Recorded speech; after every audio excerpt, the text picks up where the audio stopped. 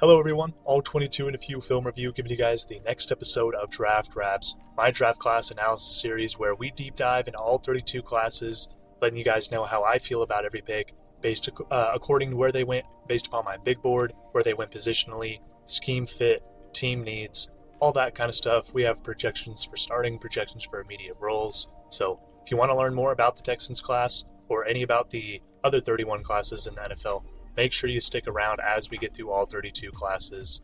Now, as we get into the Texans class here, I gave them a 3.03875, a B grade, that numerical grade coming from an equation that I made for you guys so you guys could have more of a concrete feel about how I feel about every class, as well as more of a concrete feel about how each class and same letter grades or similar letter grades kind of stack above each other. A lot of B's in this class. The Texans are starting to get towards the high end of the B range. I like this class a lot for them. Just some of the trades and some of the day 3 picks I didn't 100% necessarily agree with, but still a very, very good class. I like this class a lot. Now, as we get into the day 1 and day 3 grades, or day 1 and 2 and day 3 grades, the day 1 and 2 grades are going to be graded a little bit harsher, are going to be graded on a letter basis. My day 3 grades are graded based on, and I love it, I like it, I see the vision, or I don't get it kind of grade. Those are a little bit more lax on the grading scale as teams kind of target players in day 3 differently than they target players on day 1 and 2. Now, if you want more of a definition of each of those grades, all of that will be down in the description, as well as any other questions you might have as far as abbreviations or where I get information, all that kind of stuff going to be in the description. So if you have any questions, make sure you check that out. Without further ado, let's get into the Texans class here. They start off with Jaden Higgins, a wide receiver out of Iowa State, Ariante Ursary, a tackle out of Minnesota, Jaden Knoll, a wide receiver out of Iowa State, Jalen Smith, a cornerback out of USC, Woody Marks, a running back out of USC, Jalen Reed, a safety out of Penn State, Keontae Hamilton, an IDL out of Rutgers, and Luke Lackey, a tight end out of Iowa. A lot of picks for them in this class. They made some moves around. I like some of the trades they made. Didn't like some of the trades they made as much, but a team that definitely liked to move around. As you can see, all of their picks have some sort of trade compensation with them. Let's get into, a lot of discussion going to be coming with this class. Jaden Higgins, their first pick, the 34th pick, the second pick of the second round, a wide receiver out of Iowa State. They get this pick from a trade back with the Giants trading up to take Jackson Dart in the first round. Now, the Giants sent them $34.99 and a 2026 third rounder. So in order to move up 9 spots, you're picking up a third and this year and a third next year. Not the best trade compensation for trading out of the first round, especially since they're trading up to get a quarterback. But this compensation does definitely help them later, and we'll get into that. I love this pick for them. It was 22 on my big board. My 6th overall receiver was the 5th one taken off. I had Luther Burden a bit higher than him, but I understand why Luther Burden falls in this class. A 6'4", 214-pound wide receiver, going to be 23 towards the end of the season. Put up a 9.63 RAS score. For 6'4", 214, this dude moves, man. He could separate vertically. He has the quickness in his feet to separate at all 3 levels. His snappiness, twitchiness. For someone that's 6'4", they usually don't move like Jaden Higgins moves. Like him a lot, man. Very, very, very fun player to watch. 87 receptions on 129 targets, 1,183 yards this year, 9 touchdowns, 13.6 yards per catch, only 2 drops on 129 targets. Was a 2024 third-team All-American and a second-team Big 12 selection. A 4-year starter in total, 2 years starting at Iowa State. His first 2 years came from Eastern Kentucky. So you'd love to see him coming into a much bigger area of competition and just absolutely lighting it on fire. I love Jaden Higgins, man. I was a Jaden Higgins truther throughout this class. Someone who I talked about should have been, or in my opinion, should have been a back end of the first round type guy, that kind of talent to me. In this class where there's so many kind of mixed opinions on these receivers, I expected him to fall to the second. Love him getting picked up here. I thought the Titans would have probably wanted to take him up at the very, very top of the board, but they kind of get snaked by the the Giants trading up to 25 here, or trading back to 35 or 34. I can't speak. Now, this doesn't get an A plus for me because I think he has a little bit of a redundant skill set with Nico Collins. I would have loved them to get more of a true Z. That being said, still is going to work out great for them. They're going to have the Twin Towers out there on the outside with Nico Collins, 6'3", 6'4" on the outside, Jagan Higgins, 6'4" on the other outside.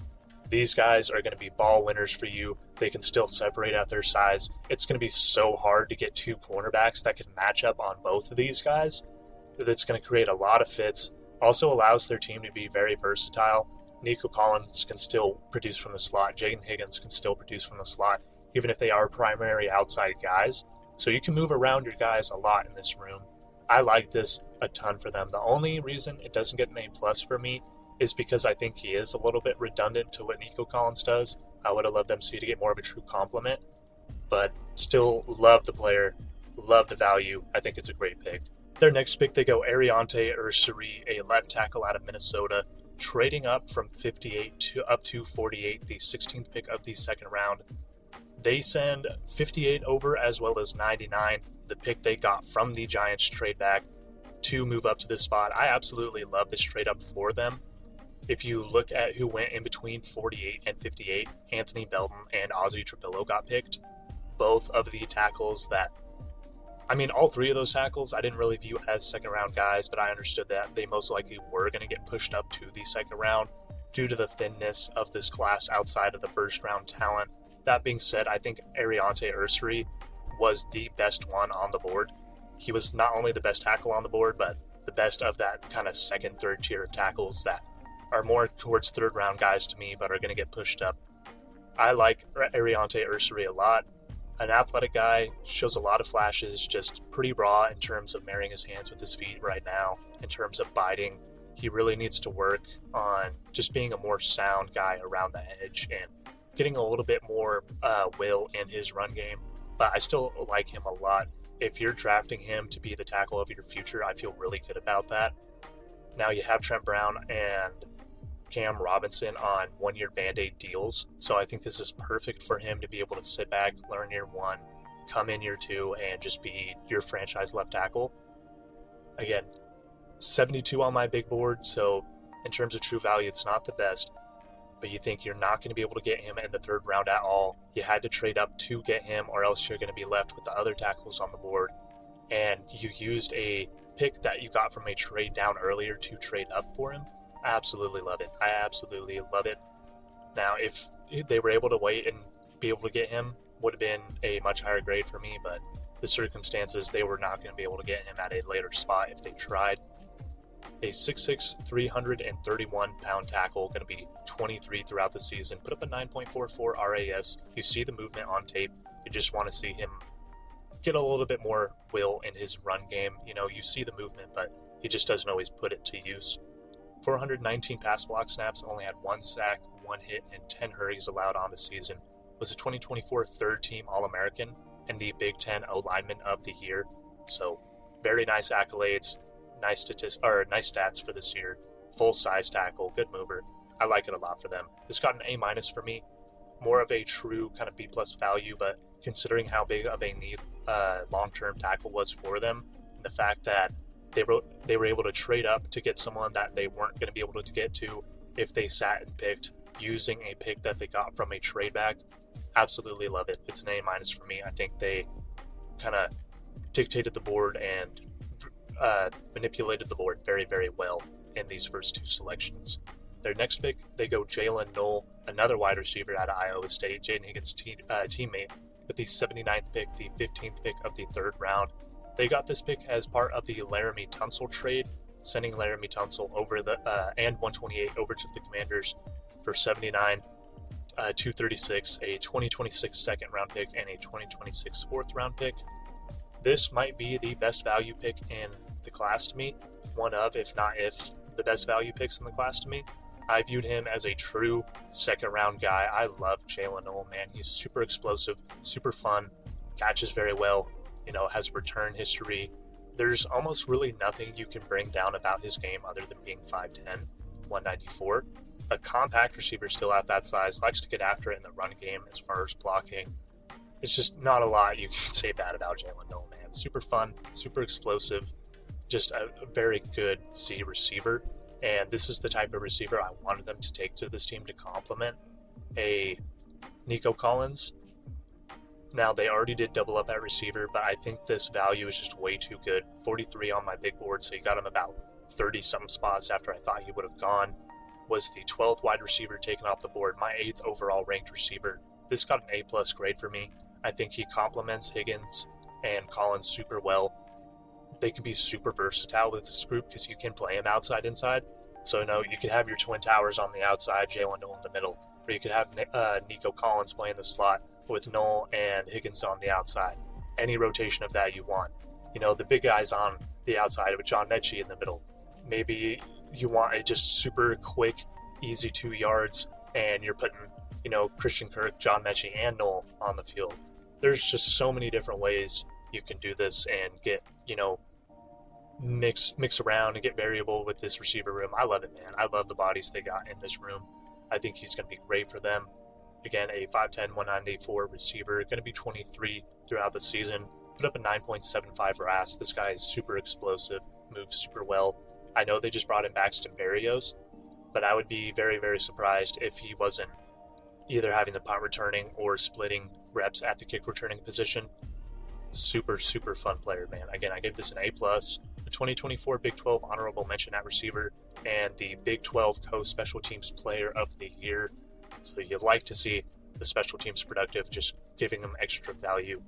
I love this pick, man. The next pick, they go Jalen Smith, a cornerback out of USC with the 97th pick, the 33rd pick of the 3rd round. Getting this pick from a trade up with the Vikings, setting over 102, 142 to the Vikings for 97 and 187, essentially moving up 5 spots to move back 40 spots later. I understand the trade up in this situation. Upton Stout, another type of slot corner like Jalen Smith, got taken at 100. So, maybe you're a little bit scared. You don't think you're going to be able to get your slot later. Still don't love the trade up, in my opinion. I'm not necessarily convinced he would have gone there. And even if he did, I think there's still some good slots up on the board that probably would have given you similar playing time. What I will give Jalen Smith, this is probably the best run defending corner in the class, man. This guy, super good against the run. Loves to come downhill, really good tackler, slips under blocks and off blocks really easily, fights off blocks with actually solid technique. If this guy wanted to play safety, if he wanted to bulk up a little bit, play safety, I'd love that for him because I think that is where his best comes from, is defending the run from the nickel. Don't trust him as an outside corner. He gets burnt deep pretty easily, doesn't have great deep burning speed, and the length just also doesn't help him. You're going to want him a lot more towards the middle of the field, being sheltered around other players in coverage. You don't want to leave this guy on one-on-ones or on the outside, but still very, very high motor, fun player to watch, great against the run. This was just very early for me. 120 on my big board, taken out with 97, so about 23 spots early. I had 2 corners ranked above him, Upton Stout being one of them. He was kind of my only slot ranked above him, so don't hate it in terms of positional value if you're trying to get more of a slot guy. A 5'10 and a half, 187-pound corner, going to be 22 throughout the season. A 4.82 RAS. Those measurements are going to be bringing him down again, and like I said, not a deep burner, doesn't have great speed, so it makes sense why he does have that 4.82. 2 interceptions, 2 PBUs, only a 62.5 passer rating allowed when targeted in coverage, 59 tackles, 4 TFLs, was a 2024 third-team Big Ten selection and a 3-year starter for USC in the nickel. Basically, all of his snaps come from the nickel. Some come from the outside. This is a nickel back for you. Now, as we get into our Day 3 grades, remember that these grades are on a different scale, and I love it, and I like it. I see the vision, or I don't get it basis. If you want more of concrete definitions on those, remember those are in the description. I will be kind of describing why I feel the way I do and the grades, of course, but if you want a more concrete feel, in the description. They go Woody Marks with their next pick, a running back out of USC with the 116th pick, the 14th pick of the 4th round. Getting this with a trade-up that I didn't necessarily enjoy, sending over 179 and a 3rd rounder next year to the Dolphins for 116 and 224. This Scott and I see the vision mostly for that. I like Woody Marks, a running back out of USC, like we said, 5'10", 207, going to be 24 throughout the season. Didn't put up a great RAS score, but not a bad athlete at all. You're fine with him at the running back position. Brings a lot of receiving chops to the running back position, so you like the added versatility in that sense. Not a bad overall running back, but definitely a better overall receiver than running back right now, though. I like him as both. Did have a very productive first year at USC, spent his previous 4 years at Mississippi State, so you like to see him have a lot of production in the kind of new system. The reason this gets a I see the vision for me is, one, you're losing a third rounder next year. Two, I would have loved them to get more defensive depth here, either at IDO or edge before they target running back, especially considering which running backs fell. If they didn't do this straight up and they were at 179, or it's even some of the running backs at like 187, like Damian Martinez in an extra third rounder, Bertage Brooks in an extra third rounder, Devin Neal in an extra third rounder. If you want more of a receiving type back, LaQuint Allen or why am I forgetting his name? Rashard Smith fall into the 7th. You could have guys that could have took that multiple picks down the road, and keeping a third rounder for next year. That's really why it gets an I see the vision. Again, I don't hate the player. I like the player. I like the fit. I think he's going to be good for them. Probably going to immediately come in and compete for running back 2 or 3. I like Woody Marks a lot. I wouldn't be surprised if he gets a lot of significant snaps towards the middle to the end of the season. Just again, I think it was a little bit early for him at that spot in the 4th. You're trading up a third rounder next year to do it. I don't think running back was the biggest need for you at this spot, especially if you're trading up for it. For those reasons, I can't love it. I don't necessarily like it that much. I would have liked them to take swings at different spots, and I see the vision. I don't think he's going to be bad for them. I think he's going to be a good player, just not the direction I would have went at that pick. Their next pick, they go Jalen Reed at safety out of Penn State with the 187th pick, the 11th pick of the 6th round.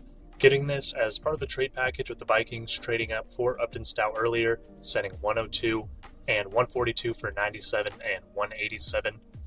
Now, Jalen Reed in the 6th round would have been an I love it pick for any other team if it wasn't the Texans, but they just have a ton of bodies in their safety room right now. I know that they like to move their safeties around a lot, but they have Jalen Petrie, Kalen Bullock. They have CJ Gardner-Johnson, who they just brought over in a trade. They have Jimmy Ward. So there's just a lot of bodies for him to kind of work through to get playing time. I don't think the path to starting is very clear for him, but I love the player. Someone I don't understand how he fell to the 6th round. A 6'2", 211-pound safety, going to be 22, going to turn 23 towards the end of the season. A 9.07 RAS score. Penn State loves their athletes. He moves around very well on tape. Loves to fly around. A 2-year starter in a 2024 Big Ten or second-team Big Ten selection. I really liked his tape. Not like a third-rounder type tape, but I thought someone who could have went towards the late 4th, maybe the early 5th. I liked him a lot, and I thought someone who's going to be taken more towards that 4th, maybe early 5th range. So seeing him here in the 6th, I love that value. Just again, there's a ton of bodies for him to go through.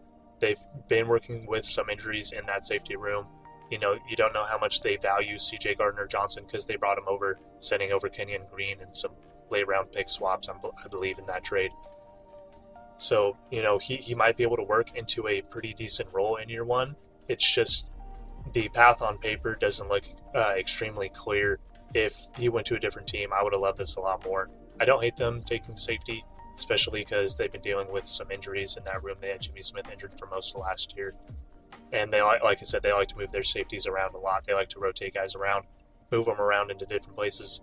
So, again, love the overall value. I think in terms of scheme fit, I think he works very well for them. Just a lot of bodies in front of him.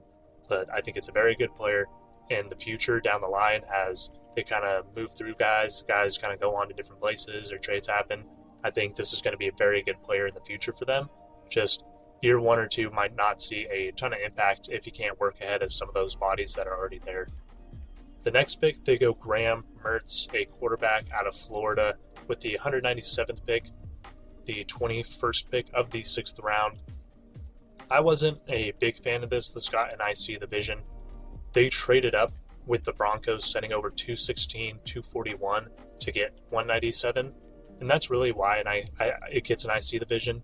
They have Davis Mills there as their backup. He's been there for years. I don't think he's a bad backup for them at all. He knows this game because he's been there, even if they've kind of gone through different coordinators. He's comfortable with the roster around him. Now, I understand if you want to be moving on from him, you don't want to keep repaying him. You bring in a younger guy. This is just a guy who I thought was more of a 7th round type guy. Curtis Rourke and Quaden Ewers go after him, and I thought they would have gone for him, honestly, especially because he only played 5 games this year. He's coming off an injury. I just don't love the trade up for him. I don't think you needed to trade up for him at all, especially considering you traded up into the 6th to get him, like not even trading up to an earlier 7th round pick. I think he's probably going to be your 3rd quarterback that doesn't have to take up a 46 game day roster spot, but it's still going to take up a 53. Just don't love the value. I think there was other quarterbacks that could have gone earlier that ended up going into the 7th. Don't necessarily think you needed to trade up at all for him, but I see the vision. I don't think, he's going to be cut year 1. He's probably going to stay on this roster and be their eventual backup. So I see the vision, just I don't love the value. Their next pick, they go Keontae Hamilton, an IDL out of Rutgers. This was part of the trade package earlier, trading up for Woody Marks, setting over 179 and a 3rd next year for 116 and 224. Again, the 8th pick of the 7th round. I like this for them. I wanted them to go IDL depth in this class. I wish they did it a little bit earlier. I wanted them to hit that in like the 3rd or 4th or 5th maybe. So I like them hitting it with a athletic kind of project-y type. Keontae Hamilton, an IDL out of Rutgers, 6'3", 300. Going to be 23 during his first year, a 9.29 RAS score, a pretty explosive IDL at 6'3", 300 too. You feel like he can move around. And if he develops into something, maybe this is a 3-down type guy for you at that size and at that athleticism. Now you're taking him in the 7th. There's a real reason he is here. He's going to have a long ways to go to reach that, but he's not going to be forced into playing time early. He might have not even a true rotational role early, and he's learning behind some pretty good dudes in that locker room. So I like this for them, honestly. I like it. It's a decent pick, especially 4 sacks, 3 hurries, 5 TFLs. You're not getting a ton of that production here in the 7th. Was a 2024 Big Ten honorable mention. Had 2 different years starting. Didn't have a full year starting in 2023 despite not missing the season, which was interesting. Was a starter in 2022 and 2024 though. So not a bad pick at all. Was the second to last defensive lineman taken off the board, so not a ton of other dudes there. The fact that you can get someone with this athleticism and this production this late, I like it. Not a bad pick at all. Their next pick, they go Luke Lackey, a tight end out of Iowa with the 255th pick, the 39th pick of the 7th round. So basically at the very, very end of the draft. They got this as part of an earlier trade up or trade down, I believe. An earlier trade down, sending over 166 and a 2027 5th to the Browns for 179, 216, and 255. Some of those picks they later traded away to others. That's why they don't show up here on the board besides 255. But it's an I like it pick. This is like the very, very, very end of the 7th. There's basically no one left on the board. And you're taking a 6'6", 250-pound, 3-year starter out of Iowa who produces really good tight ends that like to block and get after it in the run game. So I don't hate it at all. It is going to be competing with Irv Smith and Cade Stover for that tight end 3 or 4. But I do think they keep 4 tight ends on the roster. Last year they only had 2 with Dalton Schultz and Irv Smith. That's because Dalton Keene, Brevin Jordan, and Cade Stover were all on IR. Very unfortunate for them. I do think they keep 4 tight ends, and I think he stays as the 4th tight end in that situation. And at worst, if Irv Smith, kind of beats him out for the 4th tight end spot, you wasted the second to last pick in the draft, basically. The second to last or the 3rd to last pick in the draft. So, not bad. Like I said, a 6'6", 250-pound tight end, going to be 24 in his first year. His 7.42 RAS score, had 28 receptions on 39 targets for 231 yards, 0 touchdowns. So not a lot of production on this one, but a 3-year starter at Iowa, full-sized. the Iowa tight end pedigree this late in the 7th, going to fit in on your roster still. I don't hate it at all. And just a decently solid pick. There's not a ton of other guys you could have gone in this spot that would have been a super game-changing pick for your roster. Again, a B for me, a 3.03875. A very solid class. I like the very top end. I, like some of the stuff they did in the later kind of back end of the draft. Just don't love some of the trade-ups they made. The trade-up for Jalen Smith, the trade-up for Woody Marks, the trade-up for Graham Mertz. I really don't think you needed to make these trades. I think you could have made different trades that would have been more impactful for your team, or just waited and kind of got some picks next year. I don't know. I just didn't 100% agree with the direction, but I do like the players that they got. I think they will play an impact, if not immediately down the line. I think Jaden Higgins, Jalen Noel are going to be exceptional for you in year one. Ariante Ursary, even if he doesn't play a lot year one, is going to be your left tackle in the future. Jalen Smith, don't know how much he's going to get playing time this year with kind of the slot options they have right now. Not someone I trust on the outside, but super good at defending the run from the cornerback position. He has pretty solid upside as a nickel defender. Might see a transition to safety at somewhere in his career. I think that would be good for him if he were able to put on some weight. Woody Marks, again, a little bit early for me. I don't love the trade up, but I like the player. I think it's a good scheme for him. I think they're going to get a lot of value out of him, so I can't hate the pick itself. Jalen Reed, love the value for him. Just a ton of other safeties in the room, so you don't know how much he's going to get playing time right now. Graham Mertz, probably going to be your QB3 right now. Don't really agree with the trade up, but not a terrible pick.